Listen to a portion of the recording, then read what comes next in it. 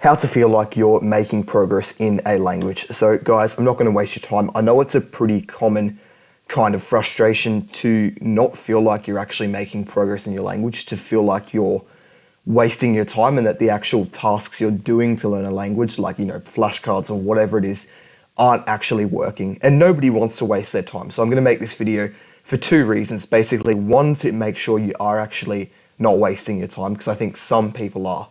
It's less people than the number of people who think they're wasting their time, but there are definitely people who are doing useless shit and expecting to learn a language. And then the second thing in this video I want to address is actually feeling like you're making progress, even if you are, but you don't really feel like you're making any progress. I want to actually address that so you can feel as if you're getting somewhere. So guys, if you do like this kind of educational content, definitely hit the subscribe button and check out my Discord in the description, but let's go. So how to actually know you're making progress in something. It's super common in anything to worry if the actual time you invest is going to pay off, but I'm basically going to run you through like a to-do list, and if you can tick off all of these things, you're basically guaranteed to be making strong progress. So habit tracker, that's the first thing. If you're not consistently language learning, it's very difficult to make progress, because the way your brain actually, to learn a language, you're not putting it into your short-term memory, you need to put it into your long-term memory. And the way your brain actually puts things into your long-term memory, technically there's three ways, but the main way in the context of language learning is going to be repetition and consistency. So if you're not basically teaching your brain that new knowledge is important, it's just going to forget it because it doesn't see the sense in storing it. So a lot of people aren't consistent in their language learning, and a great way to fix that is with a habit tracker. So you can start small, give yourself one task every single day. For example, one deck of flashcards, or listen to one episode of a podcast, or read one chapter of a book. Literally, I've got a whole video on habit trackers if you want to check that out, but that's what I'd recommend.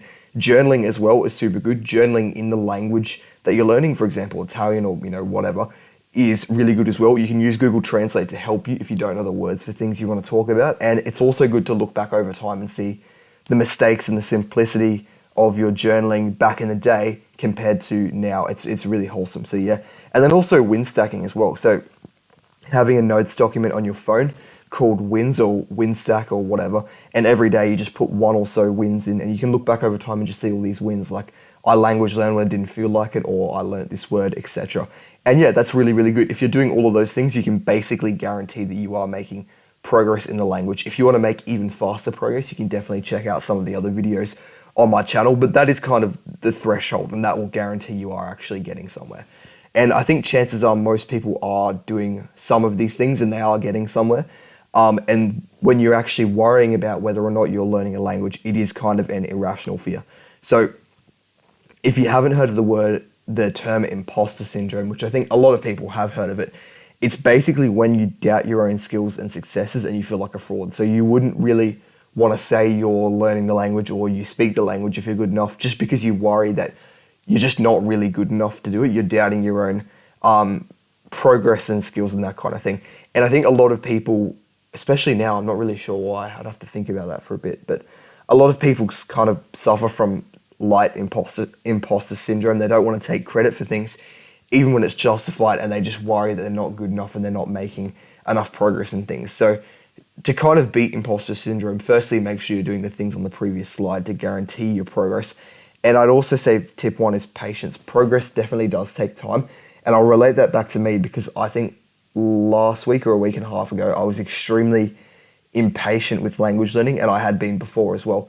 And I realized that actually making progress is more than just doing the right things. You do need patience as well, because I was trying to skip ahead and do hard things that I hadn't actually got the foundations for, and I was screwing myself over.